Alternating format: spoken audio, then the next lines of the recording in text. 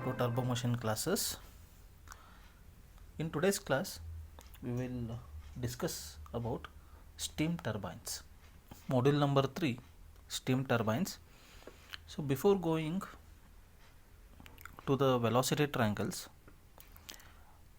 let us see how steam power plant works. Steam power plant works on Rankine cycle.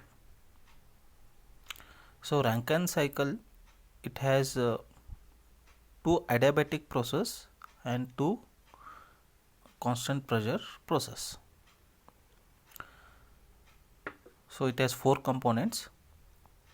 One is the turbine, condenser, pump and the boiler. In the turbine, the steam enters and it expands. There is a reversible adiabatic expansion taking place here. So all the energy available with the steam is transferred to the turbine.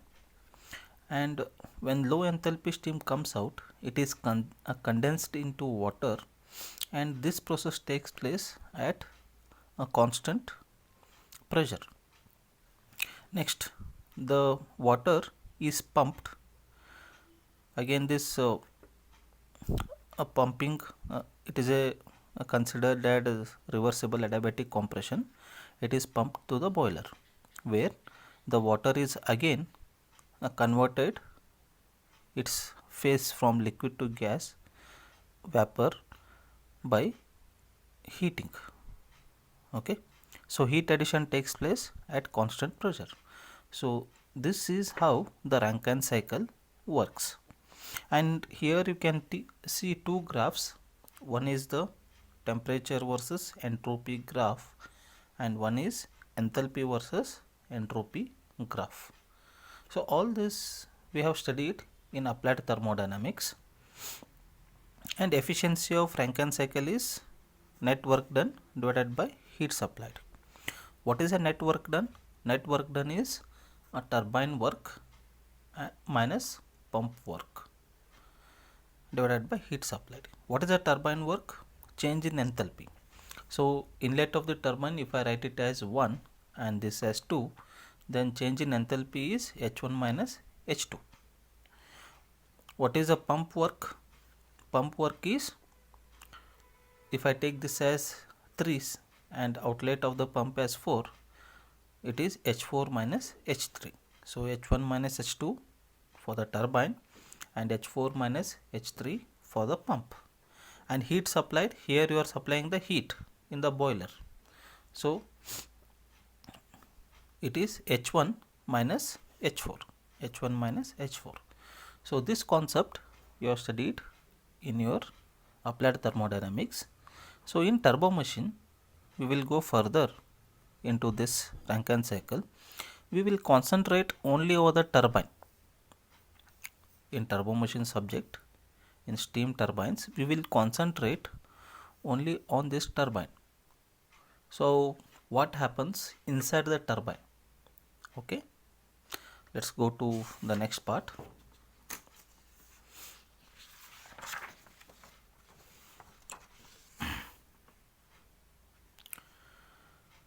Steam turbines belong to power generating turbo machine. So turbo machines can be classified as power absorbing turbo machine and power generating turbo machine. So steam turbines are power generating turbo machine which uses steam as the working fluid. Okay, so from the boiler, the steam will enter into the nozzle. From the nozzle, the steam will enter into the steam turbine. So what happens in nozzle? There is a enthalpy drop. The enthalpy is converted into velocity. Okay, keep that in mind. So at the entry of the nozzle, if I take V0 as the velocity, and at exit of the nozzle, if I take V1 as the velocity, then V1 is greater than V0. So how the velocity has increased? Velocity has increased at the expense of reduce in enthalpy. Drop in enthalpy, it gets converted into velocity. Okay, so here once the steam with enthalpy H1, when it enters steam turbine and after the energy interaction, when it comes out, I call it as H2. So the enthalpy of the steam at the exit of the turbine is less than the inlet. Okay, now let's go to the classification of steam turbines. Steam turbines can be classified as impulse turbine and reaction turbine. Okay, and based on the stages, we can also classify them as single stage, multi-stage, a turbine, and based on the rotation of the axis, okay, flow of the steam, we can classify them as radial steam turbine, axial steam turbine, mixed flow steam turbine. Okay, so now let us concentrate on what is impulse turbine and what is reaction turbine. So in all our further sections, we'll be studying about impulse turbine and how the velocity triangle looks for impulse turbine. Then we will study velocity triangle for single stage, and we will study velocity triangle for multi-stage. And there is something called as compounding, pressure compounding, velocity compounding, pressure velocity compounding, reaction compounding. So we will see all that in upcoming slides. Okay, so let us first look at the impulse turbine. So here what you see, this is the sketch of impulse turbine. So in case of impulse turbine, the blades are symmetrical, okay, and there is a nozzle. Okay, I'm talking about just simple, okay, single stage. So this is the nozzle, and this is a blade. If you observe the cross section of the blade, they are symmetrical.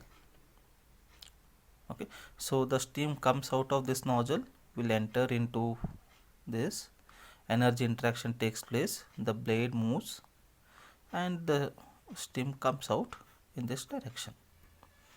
Okay, so now let's look at what happens to the pressure and velocity. So initially in the steam turbine, in the nozzle, so velocity, if I take as V naught, this much, when the steam comes out of the nozzle, as I told you, the velocity will increase. Okay, so if this is a velocity, by that, as it enters through the nozzle, the velocity increases. And when this high velocity steam, when it passes over the blades, its velocity drops. So this is the exit velocity. Okay, now let's look at the pressure. What happens to the pressure? So as the steam passes through the nozzle, the pressure of the steam, okay, so we call it as boiler pressure, it drops. Okay, since the blades of the impulse turbine are symmetrical, the pressure will not change when the steam passes through the blades, it remains same. Okay, so very important point you have to remember here is, in case of impulse turbine, the blades are symmetrical, okay, and the velocity decreases as the steam passes through the blades, and the pressure remains same. Okay, let's go to the second one, the reaction turbine. In case of reaction turbine, the rotor blades, okay, they are not symmetrical, they are aerofoil in shape. Very important, they are aerofoil in shape. You can see from the sketch, if you observe this blade, okay, cross section, this blade cross section, you can easily make the difference. So here the shape, the cross section of the rotor blades are aerofoil, okay, whereas in case of impulse turbine, the cross section is symmetrical. Okay, so when we have aerofoil type of blades, the area between them is not same, unlike here. Okay, so there is a variation. So when the steam passes over this, there is change in pressure as well as change in velocity. We can see from here. So this is the inlet velocity. So when the steam passes through the nozzle, the velocity increases, okay, and when it passes through the moving blades, the velocity decreases. And these are the stator blades. They the function of stator blades is to guide the steam so that it enters smoothly into the rotor blades. Okay, it guides. It has no other function except it guides. Okay, when the steam comes out of the rotor blade, so it flows over the stator blades and it changes its direction smoothly, and it enters second set of rotor blades. Okay, the function of stator blades, it guides. Okay, guidance. Okay, so the velocity increases here and velocity drops in the rotor blades. Okay, now let us look at the pressure. So steam will have high pressure from the boiler. We call it a boiler pressure. When it enters into the nozzle, its pressure drops. Okay, and in rotor blades, okay, since it is of aerofoil shape, the pressure drops continuously even here. Okay, so unlike our steam turbine, the pressure remains a constant in the moving blades, but here the pressure drops even in the moving blades, rotor blades. Okay, so this is about reaction turbine and impulse turbine. Okay, very important. So I have given you the differences between them. Let us look at the differences. So steam expansion, in case of impulse turbine, so steam expands completely in nozzle. Okay, whereas pressure remains constant over the rotor blades. But whereas in reaction turbine, steam expands partially in nozzle and further expansion takes place as it passes over the rotor blades. Okay, as you have seen from the sketch. Next, relative velocity. In case of impulse turbine, the relative velocity remains constant. But in case of reaction turbine, the relative velocity goes on increasing. Okay, so VR2 is greater than VR1. Third difference is blade section. As I told you, in impulse turbine, blades are symmetrical, whereas in reaction turbine, blades are of aerofoil type. Okay, next difference is steam velocity at the inlet of machine. Impulse turbine, in case of impulse turbine, okay, so complete expansion takes place in the nozzle. So when the steam comes out of nozzle, its velocity will be very high in case of impulse turbine. So whereas in reaction turbine, only partial amount of steam gets converted, expansion takes place in the nozzle and further expansion takes place in the moving blade. So the steam that comes out of the nozzle, okay, it will be moderate. Next, blade efficiency, or it is also called as stage efficiency. In case of impulse turbine, blade efficiency is low, whereas in case of reaction turbine, blade efficiency or stage efficiency is high. So we will look into this further, what is stage efficiency. Okay, next, last one, number of stages required for given pressure drop or power output. In case of means number of stages means a combination. Okay, we will see this later. Okay, so the stages means number of stages required. In case of impulse turbine, very few stages are required, whereas in case of reaction turbine, more number of stages are required.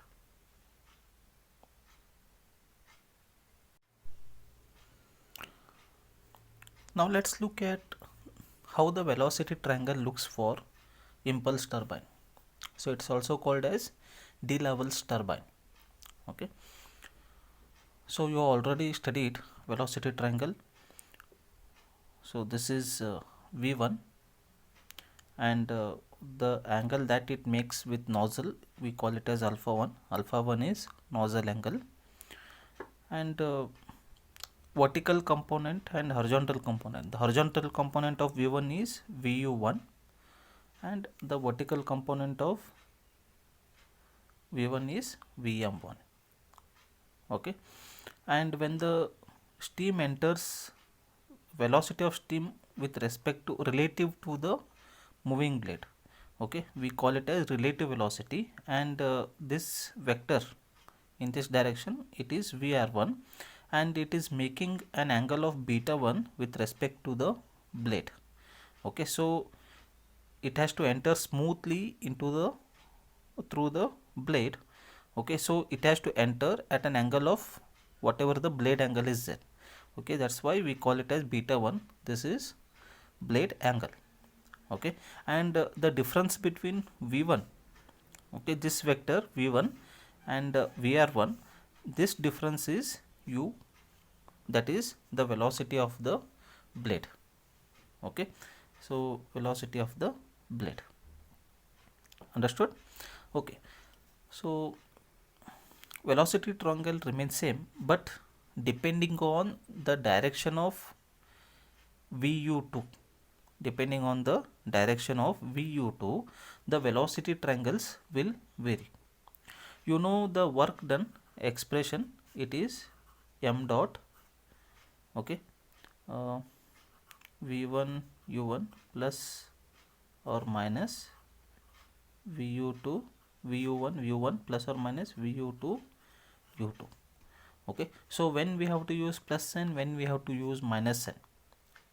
Okay, so when the direction of VU1 and VU2 are opposite, when the direction of VU1 and VU2 are opposite, at that time expression will be work done for this m dot VU1 U1 plus VU2 U2. Okay, so when the directions are same, like here, okay, this is VR2 and this is V2, okay, and horizontal component of V2, this is VU in this direction. So direction of VU2 and direction of VU1 are same. Okay, in this case the expression for work done will be m dot VU1 U1 minus VU2 U2. Okay, so the outlet triangle changes, okay, based on VU2. So here alpha, this is VR2, and it is making an angle of beta 2. Beta 2 is blade angle, and this is V2, and it is making an angle of alpha 2. Okay, so alpha 2 is with respect to the blade. Okay, so alpha 2, here we cannot call it as blade angle. Okay, only alpha 1 is blade angle. Okay, now if this V2 is in this direction, then we get this kind of velocity triangles wherein alpha 2 is greater than 90 degree. Okay, if alpha 2 is equal to 90 degrees, then we get a triangle, right angled triangle, whereas this VM2 is equal to V2. Okay, so I have used term VM2. VM, here m refers to meridional. Okay, VM2 refers to meridional velocity component. It is also called as flow component. Okay, it depends. If the turbo machine is radial, then we call it as radial component of velocity. If the turbo machine is axial, we call it as axial component of velocity. So in general, we call it as meridional velocity component. I am using Vm as a symbol. Some textbooks they use Vf as a symbol. flow velocity component. Okay. Now for D-LAVALS turbine, always remember U1 is equal to U2. D-LAVALS turbine, always so U1 is equal to U2. So how I can write the work done? I can write the work done as m dot, I can take U out, I can write it as VU1 minus VU2. Okay, again this symbol changes. If VU2 direction is opposite, then it becomes minus VU2, minus minus will get plus. Okay, I am just writing the general expression. So whatever I explained, I have just written here expression for the force of work done. Okay, so axial thrust is given by m dot Vm1 minus Vm2, axial thrust, and if there is no friction on the blades, then Vr1 is equal to Vr2. So all this you have to remember. If in the problem, if they say no friction, assume no friction, then we have to assume Vr1 is equal to Vr2. If they say that it's a D-LAVALS turbine, then we have to assume that U1 is equal to U2. So before going into the combined velocity diagram of D-LAVALS turbine, so I would like to tell you the different types of velocity triangles. If you refer different textbooks, you see different types of velocity triangles with different notations. All of them are right. So it depends on your compatibility, you are comfortable. So here, for example, if I take inlet velocity triangle, so I follow this type of inlet velocity triangles. Okay, whereas this is V1 and this is alpha 1 and this is Vr1 and it is making an angle of beta 1. Beta 1 is blade angle. V1, the horizontal component of V1 is VU1, okay, and the vertical component of V1 is Vm1, and the distance between V1 and Vr1 is rotor speed U1. Okay, so this velocity triangle I follow. Okay, unlike this, we have other 7 velocity triangles. So I have drawn all of them. They are nothing but mirror images of this. For example, if I take, okay, if I take this velocity triangle, this is the velocity triangle that I follow. Okay, if I mirror image this, I get Vr1 V1 in this direction. Some textbooks, they follow this type of velocity triangle. It is just mirror image of this. Mirror image of this is this, and its mirror image is this. Okay, all these velocity triangles are correct. So if somebody draws inlet velocity triangle in this fashion, it is also right. So I am comfortable. I have been practicing drawing this type of velocity triangle, so I follow this. So you can follow any type of velocity triangle, but you practice only one type of velocity triangle. Do not follow different types of velocity triangles. Okay, you follow only one type. Okay, I follow this, and even I am teaching you all with this type of velocity triangle, inlet. So let's coming to the outlet velocity triangle. Unlike inlet velocity triangle, outlet velocity triangle also has, you can draw them in different ways. I follow this type of velocity triangle. So if this is the blade, this is Vr2 and it is making an angle of beta 2, blade angle, and this is V2 and it is making an angle of alpha 2. This alpha 2 is called as direction of absolute velocity at the exit. V2, its horizontal component is VU2 and it is in this direction, and its vertical component is Vm2, meridional velocity Vm2. Okay, I follow this. If you, this is mirror image of this, and this one is also mirror image of this, and its mirror image is this. Outlet velocity triangle, I have been following this. So in case of steam turbine, in D-LAVALS turbine, U2 is equal to U1. Okay, is remain same. So what we can do is we can combine both inlet velocity triangle and outlet velocity triangle. You can take u as reference. Okay, from that vector you can draw all the velocity triangles. So here in this, when I combine both inlet and outlet velocity triangle, which I am going to show you now, okay, I am using this type of velocity triangle. So this is Vr2 and this is V2, this is beta 2, this is alpha 2, and V2, its horizontal component is Vu2, it's in this direction, and distance between Vr2 U2 is V2 is U2, and the vertical component of this V2 is Vm2. So when in case of steam turbine, when I am considering D-LAVALS turbine, impulse turbine, U1 is equal to U2. So I am going to place both inlet and outlet velocity triangles on U. So in that case I am following this type. I'll just draw the inlet and outlet velocity triangles. So first I will draw the inlet velocity triangle. I will take this as U. First let me draw the inlet velocity triangle V1. This, it is making an angle alpha 1. This is Vr2 and it is making an angle of beta 1. Now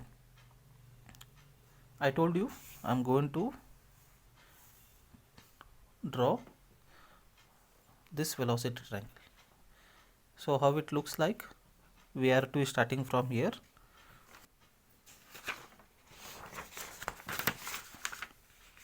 you can just see both U1 U2 are same. Okay, so what I can do, I can draw Vr2 here. So Vr2, this is Vr2, it's starting from here, this is Vr2 and it is making an angle of beta 2. And now this is V2. Okay, I'll start from here, this is V2 and it is making an angle of alpha 2.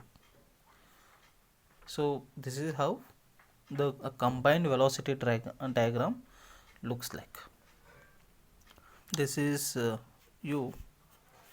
So this is inlet velocity triangle V1 Vr1 and this is outlet velocity triangle, this is Vr2, this is V2. Okay, this is beta 1 beta 2, this is alpha 1 alpha 2. Now, so what are the tricks to remember this? The first thing is you draw inlet velocity triangle. Okay, you draw inlet velocity triangle like this.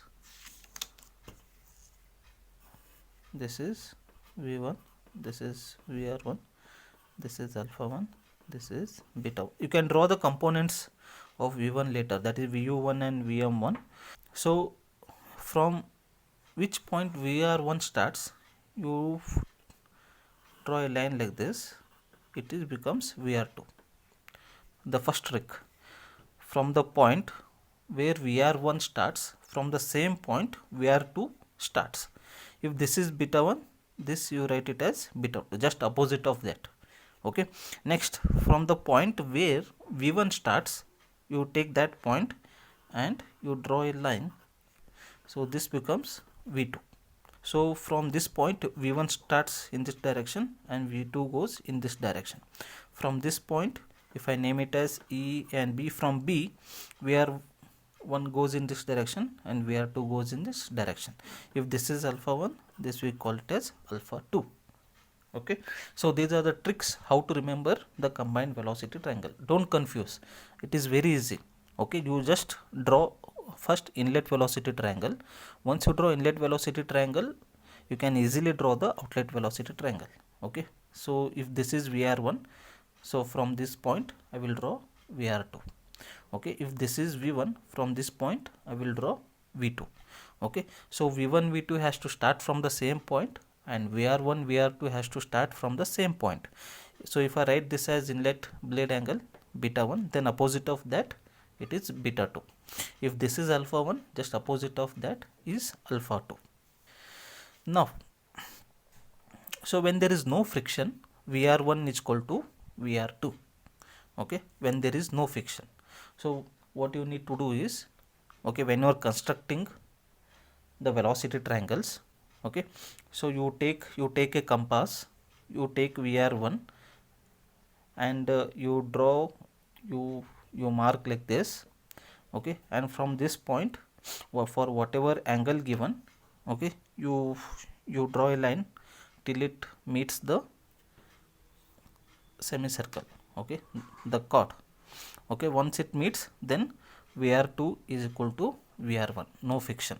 Suppose if they give friction coefficient, so friction coefficient, it's also called as blade velocity coefficient. It is denoted by symbol C suffix B, okay. We call it a friction coefficient or blade velocity coefficient. Its ratio is VR2 by VR1. So when there is friction, VR2 will be less than VR1. VR2 will be less than VR1. So you get the friction coefficient in terms of decimal. So when the friction coefficient is given, VR2 is less than VR1, at that time, so you have V1, VR1 will be given, so you can calculate VR2, okay, and accordingly you can draw. So look here, if this is VR1, okay, if I have drawn the semicircle, okay, VR2 is less than this. This is VR1, whereas VR2 is less than this. Understood? So when the friction coefficient is given, at that time, this is how the combined velocity triangle looks like. Okay, when friction coefficient is not given, okay, then VR1 is equal to VR2. At that time, how to construct? You take compass, take VR1 as the radius, draw a semicircle, and from this point, for whatever angle given, you draw a line till it meets the point on the semicircle, join that. Okay, this is how you need to construct. Okay, I hope that you understood the combined velocity diagram, D-LAVALS turbine.